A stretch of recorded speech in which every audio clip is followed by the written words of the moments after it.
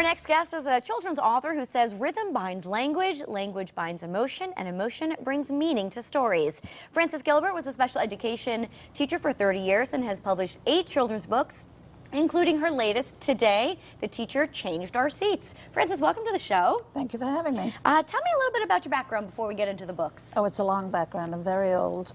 I was a World War II. That's not true. Oh, yeah. I say I'm past my biblical sell-by date, but my husband said I couldn't say that.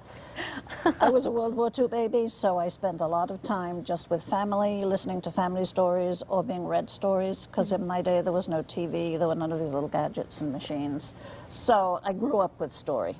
And how did it evolve into children's books? I always told stories to my children. I have 4 children. And then when I became at a certain age, a significant birthday, one of my daughters said, well, if you're going to do it, do it. So I wrote a story, which was Turtle on a Summer's Day, and I sent it to New York.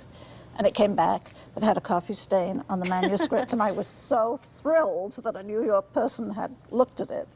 And then I was lucky, I got a local publishing house to take it up, and he did the first 4 of my books, Greenbark Press. Great. Now, the books are supposed to be read out loud. Why do you think this is important?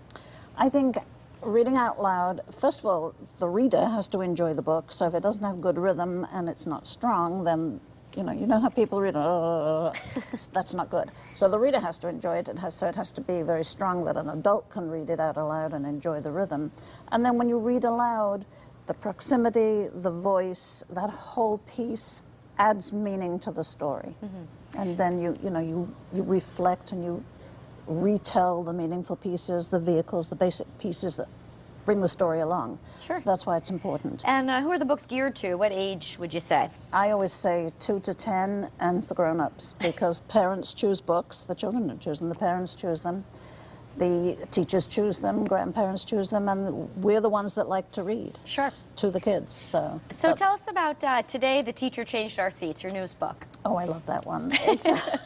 Today, the Teacher Changed Our Seats by How We Are Alike. He calls it grouping and says it's math. But I don't like it because it's not friendly. And that's really what it's about, a little girl who doesn't feel friendly in her class. Okay. She doesn't feel comfortable. And I was a teacher for years and years and years, and many times the kids come and you're teaching your socks off, but somebody's not listening because they have a little problem of some kind. They come with it or whatever. So this little girl didn't feel comfortable. She didn't fit in any of the groups that the teacher had established. And in the end, a wise little boy says he can make a group for her. Where she can fit in, and then she says the very last thing in the book, it's better when it's friendly. And it also has a whole math angle. Grouping is a whole math angle that I think 3rd graders get into grouping, or 2nd graders, what belongs with what, why you can't be in this group, what's different. So it has almost like a subtext of how we're different and how we're the same. Sure.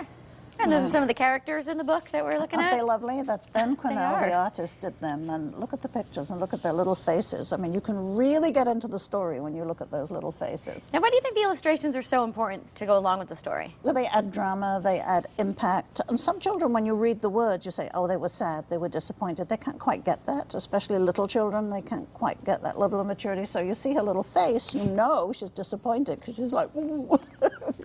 She's pulling a little face and she's sad. All right, let's talk about The Cookie Thief.